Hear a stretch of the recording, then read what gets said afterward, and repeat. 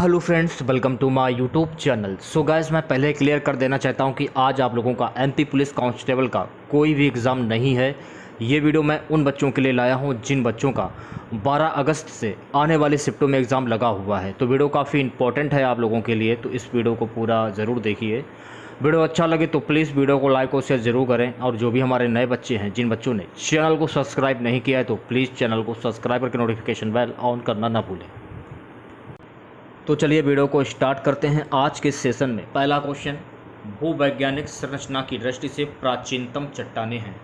भूवैज्ञानिक संरचना की दृष्टि से प्राचीनतम जो चट्टानें ये हैं ऑर्कियन चट्टानें। तो ऑर्कियन चट्टानें आपका करेक्ट आंसर हो जाएगा, यानी कि ऑप्शन वी। हम बात करें ऑर्कियन चट्टानों की, तो जो ऑर्कियन चट्टानें हैं ना, ये ऑर्कियन काल की चट्टानें पृथ्वी की प्रथम कठोर चट्टानें मानी जाती हैं। भूवैज्ञानिकीय संरचना की दृष्टि से ऑर्कियन चट्टानें प्राचीनतम है। ये फैक्ट आपको ध्यान में रखना है। अगला क्वेश्चन देखिएगा भाई, मध्य प्रदेश में सबसे बड़ा भूभाग किस क्षेत्र में आता है? तो मध्य प्रदेश में सबसे बड़ा जो भूभाग है ना, ये मालवा का पठार के क्षेत्र में आता है। तो मालवा का पठार आपका करेक्ट आंसर हो जाएगा, ऑप्शन सी। तीसरे क्वेश्चन की हम बात करेंगे। तीसरा क्वेश्चन देखिएगा, निम्नलिखित में से मध्य प्रदेश के किस भाग में सबसे अधिक ऊंची चोटियां हैं? देखिए, मध्य प्रदेश के सतपुड़ा भाग में सबसे अधिक चोटियां हैं, ऑप्शन वी। सॉरी, सबसे ऊंची चोटियां हैं, तो सतपुड़ा आपका करेक्ट आंसर हो जाएगा, ऑप्शन वी। यहां पर आपको एक बात ध्यान रखनी है, अगर धूपगढ़ दिया जाए तो आप धूपगढ़ पीक पर टिक कर सकते हैं, या फिर अगर ऑप्शन में सतपुड़ा दिया जाए तो आप इस पर भी टिक कर सकते हैं। तो देखिए, धूपगढ़ जिसे हम बोलते हैं महादेव पहाड़ियों में स्थित, ये जो धूपगढ़ है ना, ये महादेव पहाड़ियों में स्थित मध्य प्रदेश के सतपुड़ा पर्वतमाला का सर्वोच्च स्थान है। ये फैक्ट आपको ध्यान रखना है। ये पंचमढ़ी में स्थित है। तो ये कहाँ पर स्थित है? ये पंचमढ़ी में स्थित है। और इसकी जो ऊंचाई है ना, 1352 मीटर है। ये भी फैक्ट आपको ध्यान में रखना है। दक्षिण मध्य प्रदेश में पंचमढ़ी के पास धूपगढ़ चोटी 4429 फीट यानी कि 1350 मीटर राज्य का सबसे ऊंचा स्थान है। ये आपको ध्यान में रखना है, ठीक है। अगले क्वेश्चंस की ओर बढ़ते हैं। जो फैक्ट मैं आपको बता रहा हूं, ये सभी फैक्ट आप अच्छी तरह देखते चलिए। मध्य प्रदेश के निम्न में से किस क्षेत्र में सतपुड़ा श्रृंखला मौजूद नहीं है? मध्य प्रदेश के हरदा क्षेत्र में सतपुड़ा श्रृंखला मौजूद नहीं है। तो हरदा आपका करेक्ट आंसर हो जाएगा, यानी कि ऑप्शन सी। पांचवें क्वेश्चन की हम बात करेंगे। पांचवा क्वेश्चन देखिएगा, मध्य प्रदेश का सबसे बड़ा पठार कौन सा है? तो देखिए, मध्य प्रदेश का सबसे बड़ा पठार है ना, ये मालवा का पठार है। तो मालवा का पठार आपका करेक्ट आंसर हो जाएगा, यानी कि ऑप्शन ए। मालवा के पठार की अगर हम बात करें तो जो मालवा का जो पठार है ना, ये ज्वालामुखी उत्पत्ति का एक भारतीय पठार है। ये फैक्ट आपको ध्यान में रखना है। प्रायद्वीपीय पठार का वह भाग जो नर्मदा नदी के उत्तर में मालवा पठार के एक बड़े क्षेत्र में फैला हुआ है, केंद्रीय उच्च भूमि के रूप में जाना जाता है। यह भी फैक्ट आपको ध्यान में रखना है। मालवा का पठार एक त्रिभुजाकार पठार है जो मध्य प्रदेश के पश्चिमी भाग और राजस्थान के दक्षिण पूर्वी भाग में फैला है। यह भी आपको ध्यान में रखना है। अगला क्वेश्चन देखिएगा भाई, सतपुड़ा पर्वत श्रृंखला किस जिले में नहीं है? तो यहाँ पर देखिए, बात हो रही है सतपुड़ा पर्वत की, तो ये किस जिले में नहीं है? तो देखिए, ये सागर जिले में नहीं। तो सागर आपका करेक्ट आंसर हो जाएगा, यानी कि ऑप्शन डी। सातवें क्वेश्चन की हम बात करेंगे। कुल जिलों की संख्या कितनी थी मध्य प्रदेश के गठन के समय? कुल जिलों की संख्या 43 थी मध्य प्रदेश के गठन के समय। तो 43 आपका करेक्ट आंसर हो जाएगा, यानी कि ऑप्शन वी। 1956 में गठन के समय कुल जिले 43 थे। ये आपको ध्यान रखना है। 1998 में बड़े जिलों में 16 नए जिले बनाए गए, जिनमें मध्य प्रदेश में कुल जिलों की संख्या 61 हो गई। ये आपको ध्यान रखना है, ठीक है। अगला क्वेश्चन देखिएगा भाई, आठवां क्वेश्चन है, जिलों के पुनर्गठन से निम्न समितियां संबंधित हैं। तो जिलों के पुनर्गठन से निम्न समितियां जो है ना, ये संबंधित हैं। बीपी दुबे समिति, MS सिंह देव समिति, यानी कि ए और बी आपका करेक्ट आंसर हो जाएगा, यानी कि ऑप्शन सी। नवा क्वेश्चन देखेगा भाई,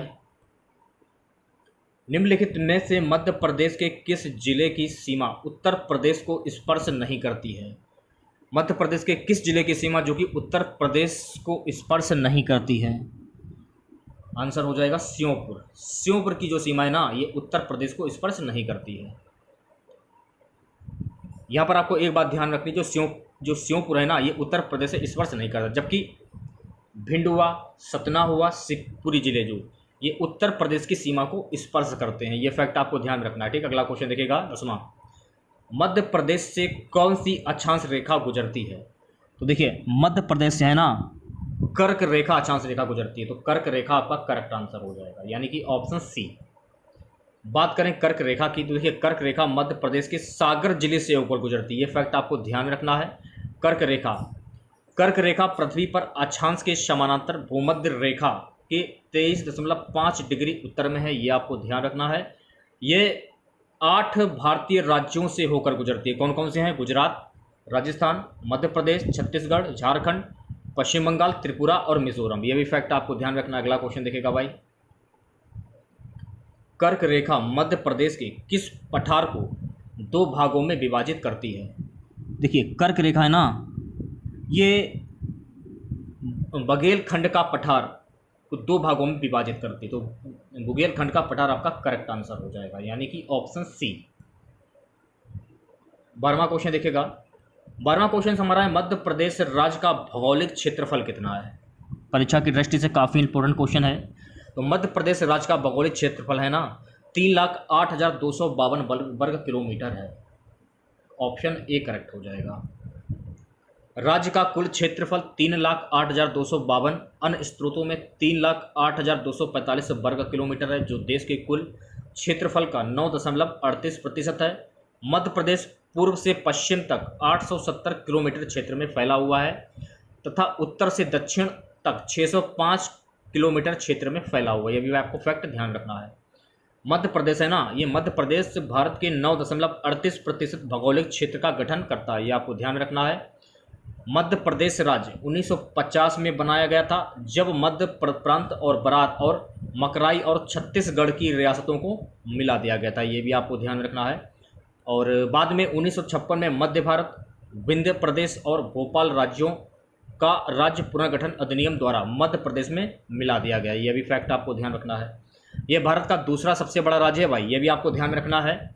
मध्य प्रदेश का भौगोलिक क्षेत्रफल 3,08,245 वर्ग किलोमीटर, जो देश के कुल क्षेत्रफल का 9.38% है। क्षेत्रफल की दृष्टि से मध्य प्रदेश में देश का सबसे बड़ा वन क्षेत्र है। इसके बाद अरुणाचल प्रदेश, छत्तीसगढ़, उड़ीसा और महाराष्ट्र है। यह भी फैक्ट आपको ध्यान में रखना है। अब देखिए ये क्वेश्चन मैंने आप लोगों को कल पढ़ाया था अपने एक्स्ट्रा फैक्ट में कि किस राज्य को भारत का हृदय कहा जाता है। तो देखिए मध्य प्रदेश राज्य को भारत का हृदय कहा जाता है, तो मध्य प्रदेश आपका करेक्ट आंसर हो जाएगा, यानी कि ऑप्शन सी। मध्य प्रदेश को भारत का हृदय कहा जाता है, ये तो आपको पता ही चल गया। ऐसा इसलिए क्योंकि मध्य प्रदेश देश में एक केंद्रीय स्थान रखता है। मध्य प्रदेश की राजधानी की बात करें तो मध्य प्रदेश की राजधानी है भोपाल। क्षेत्रफल की दृष्टि से ये दूसरा सबसे बड़ा राज्य है, यह भी आपको ध्यान रखना है। ये उत्तर में उत्तर प्रदेश, पूर्व में छत्तीसगढ़, दक्षिण में महाराष्ट्र और पश्चिम में गुजरात और राजस्थान के साथ अपनी सीमा साझा करता है। मध्य प्रदेश के राज्यपाल की बात करें तो मध्य प्रदेश के राज्यपाल हैं मंगूभाई पटेल, ये भी आपको ध्यान रखना है। और मध्य प्रदेश के मुख्यमंत्री हैं शिवराज सिंह चौहान, ये भी फैक्ट आपको ध्यान में रखना है। अगला क्वेश्चन देखेगा भाई, क्षेत्रफल के आधार पर भारत में मध्य प्रदेश राज्य का कौन से स्थान पर है? तो देखिए क्षेत्रफल के आधार पर मध्य प्रदेश राज्य का जो है ये दूसरा स्थान है, ये आपको ध्यान में रखना है। तो डी ऑप्शन करेक्ट हो जाएगा। मध्य प्रदेश भारत का दूसरा सबसे बड़ा राज्य है, ये आपको ध्यान में रखना है, जो देश के 9.38% क्षेत्र पर बसा है और जो खनिज संसाधनों के मामलों में भी दूसरा समृद्धतम राज्य है। यह भी फैक्ट आपको ध्यान रखना है। राजस्थान पहले नंबर पर आ जाता है 3,42,240 वर्ग किलोमीटर। दूसरे पे मध्य प्रदेश आ जाता है 3,08,252 वर्ग किलोमीटर। महाराष्ट्र तीसरे नंबर पर आ जाता है 3,07,713 वर्ग किलोमीटर। उत्तर प्रदेश जो है ना ये चौथे नंबर पर आ जाता है 2,40,928 वर्ग किलोमीटर। तो ये सारे फैक्ट आपको ध्यान में रखने। अगला क्वेश्चन देखिएगा 15वां। सो गाइस 15वां क्वेश्चन हमारा है, मध्य प्रदेश सरकार द्वारा तुलसी सम्मान किस क्षेत्र में दिया जाता है? तो देखिए मध्य प्रदेश सरकार द्वारा तुलसी सम्मान जो है ना, ये लोक कला क्षेत्र में दिया जाता है। तो लोक कला आपका करेक्ट आंसर हो जाएगा, यानी कि ऑप्शन ए। तुलसी सम्मान की जो शुरुआत है ना, ये 1983 से 84 में हुई थी, ये आपको ध्यान में रखना है। ये मध्य प्रदेश लोक कला में कार्य के लिए दिया जाता है। इसमें विजेता को 1 लाख रुपए मिलते हैं, ये भी आपको ध्यान में रखना है। अगला क्वेश्चन देखेगा भाई 16वां क्वेश्चन है, मध्य प्रदेश के किस जिले का भौगोलिक क्षेत्रफल सर्वाधिक है? तो देखिए मध्य प्रदेश के छिंदवाड़ा जिले का भौगोलिक क्षेत्रफल सर्वाधिक है। तो छिंदवाड़ा आपका करेक्ट आंसर हो जाएगा, यानी कि ऑप्शन वी। क्षेत्रफल की दृष्टि से मध्य प्रदेश का छिंदवाड़ा जिला जो है ये प्रथम स्थान पर है। वर्ग किलोमीटर की बात करें तो 11,815 वर्ग किलोमीटर पर है, ये भी आपको ध्यान रखना है। राज्य का क्षेत्रफल जो है ना, ये 3.85% है, यह भी आपको ध्यान रखना है। जिले को 13 तहसीलों में विभाजित किया गया है, यह भी आपको ध्यान रखना है। यह एक संसदीय क्षेत्र और 7 विधानसभा क्षेत्र हैं। यह जिला जबलपुर मंडल का हिस्सा है, यह भी आपको ध्यान रखना है। 17वां क्वेश्चन देखेगा। 17वां क्वेश्चन है, निम्नलिखित में से मध्य प्रदेश में असीरगढ़ का किला जो है ये कहां पर स्थित है? तो देखिए असीरगढ़ का जो किला है ना, ये बुरहानपुर में स्थित, तो बुरहानपुर आपका करेक्ट आंसर हो जाएगा, यानी कि ऑप्शन ए। असीरगढ़ किले की अगर हम बात करें तो असीरगढ़ का जो किला है ना, ये भारतीय राज्य मध्य प्रदेश में बुरहानपुर में स्थित एक भारतीय दुर्ग किला है। ये बुरहानपुर से लगभग 20 किलोमीटर 12 मील उत्तर प्रदेश में सतपुड़ा पर्वत श्रेणी पर स्थित है, यह भी फैक्ट आपको ध्यान में रखना है। अगला क्वेश्चन देखिएगा 18वां क्वेश्चन है कि किस किले को जिब्राल्टर ऑफ इंडिया कहते हैं? ग्वालियर के किले को जिब्राल्टर ऑफ इंडिया कहते हैं, तो ग्वालियर आपका करेक्ट आंसर हो जाएगा, यानी कि ऑप्शन सी। ग्वालियर के किले को भारत का जिब्राल्टर कहा जाता है, ये तो आपको पता ही चल गया। दूसरी बात, इसे मुगल सम्राट बाबर ने हिंद के किलों के हार में पर्ल नाम दिया था, यह भी आपको ध्यान रखना है। इसे 525 ईस्वी में बनवाया गया था सदी, और यह भारत के सबसे बड़े किलों में से एक है। इसे सूरज सेन ने बनवाया था, यह भी फैक्ट आपको ध्यान रखना है। मंदिर जो है ना, ये तेली का मंदिर वास्तुकला की द्रविड़ शैली से निर्मित सबसे प्रसिद्ध मंदिर है। 19वें क्वेश्चन की बात करेंगे। 19वां क्वेश्चन देखेगा भाई, मदन महल ये कहां पर स्थित? देखिए मदन महल जो है ना, ये स्थित है जबलपुर में, तो जबलपुर आपका करेक्ट आंसर हो जाएगा, यानी कि option number T. Madan Mahal किले की अगर हम बात करें तो मध्य प्रदेश के जबलपुर में मदन महल का किला उन राजाओं का प्रमाण है जिन्होंने 11वीं शताब्दी ईस्वी में जबलपुर पर काफी समय तक शासन किया था। मदन महल किले का निर्माण राजा मदन सिंह द्वारा किया गया था, यह भी आपको ध्यान रखना है। तो मदन महल किले का निर्माण किसने किया था? राजा मदन सिंह ने। और यह शहर से कुछ किलोमीटर की दूरी पर एक पर्वत की चोटी पर स्थित है, यह भी आपको ध्यान रखना है। यह किला जो है ना, यह राजा की मां रानी दुर्गावती और क्षेत्र की एक बहादुर गोंड रानी से भी जुड़ा हुआ है, यह भी फैक्ट आपको ध्यान रखना है। अगला क्वेश्चन देखिएगा भाई, मध्य प्रदेश का पिछड़ा वर्ग आयोग कहां पर स्थित है? तो मध्य प्रदेश का पिछड़ा वर्ग आयोग भोपाल में स्थित है, तो भोपाल आपका करेक्ट आंसर हो जाएगा, यानी कि ऑप्शन वी। भारतीय पर्यटन यात्रा संस्थान किस जिले में है? तो भारतीय पर्यटन यात्रा संस्थान जो है ना, ये ग्वालियर जिले में, तो ग्वालियर आपका करेक्ट आंसर हो जाएगा, यानी कि ऑप्शन ए। तो देखिए भारतीय पर्यटन और यात्रा प्रबंध संस्थान ये ग्वालियर में स्थित है, तो आपको पता ही चल गया। राजीव गांधी राष्ट्रीय युवा विकास संस्थान ये पेरम्बूर में है। बहुविकलांग सुदृढ़ीकरण संस्थान चेन्नई में है। राष्ट्रीय पुनर्वास प्रतिक्षण और अनुसंधान संस्थान ये कटक में है, ये भी आपको ध्यान रखना है। राष्ट्रीय अस्थि रोग विकलांग संस्थान कोलकाता में है। राष्ट्रीय जल खेल संस्थान गोवा में है। राष्ट्रीय विमानन प्रबंधन और अनुसंधान संस्थान ये दिल्ली में है, ये भी आपको ध्यान रखना है। और विश्वरैया राष्ट्रीय तकनीकी संस्थान नागपुर में है। समुद्री अभियांत्रिकी और अनुसंधान संस्थान ये कोलकाता में है, यह भी फैक्ट आपको ध्यान में रखना है। और आर्यभट्ट अवलोकन विज्ञान अनुसंधान संस्थान ये नैनीताल में है। दीनदयाल शोध संस्थान ये कहां पर स्थित है? तो देखिए दीनदयाल शोध संस्थान जो है ना, ये चित्रकूट में स्थित है, तो चित्रकूट आपका करेक्ट आंसर हो जाएगा, यानी कि ऑप्शन ए। अगला क्वेश्चन देखिएगा 23वां, प्रौद्योगिकी अभिकल्पना एवं विनिर्माण संस्थान कहां पर स्थित है? तो प्रौद्योगिकी अभिकल्पना एवं विनिर्माण संस्थान जो है ना, ये स्थित है जबलपुर में, तो जबलपुर आपका करेक्ट आंसर हो जाएगा, यानी कि ऑप्शन डी। अगला क्वेश्चन देखिएगा भाई जैविक कपास अनुसंधान केंद्र प्रस्तावित है, तो जैविक कपास अनुसंधान संस्थान जो है ना ये खंडवा में प्रस्तावित है, तो खंडवा आपका करेक्ट आंसर हो जाएगा। आज का हमारा सबसे लास्ट क्वेश्चन रहेगा, थोड़ी एक्स्ट्रा फैक्ट जान लीजिए पहले आप। मध्य प्रदेश में कपास अनुसंधान केंद्र का मुख्य कार्यालय खरगोन में स्थित है। तो देखिए इसमें पूछा जा रहा है जैविक कपास अनुसंधान, तो जैविक कपास अनुसंधान जो है ना ये खंडवा में स्थित है, तो आपको पता ही चल गया। अब हम बात कर रहे हैं कपास अनुसंधान की। देखिए जैविक कपास अनुसंधान वो अलग है और कपास अनुसंधान वो अलग है।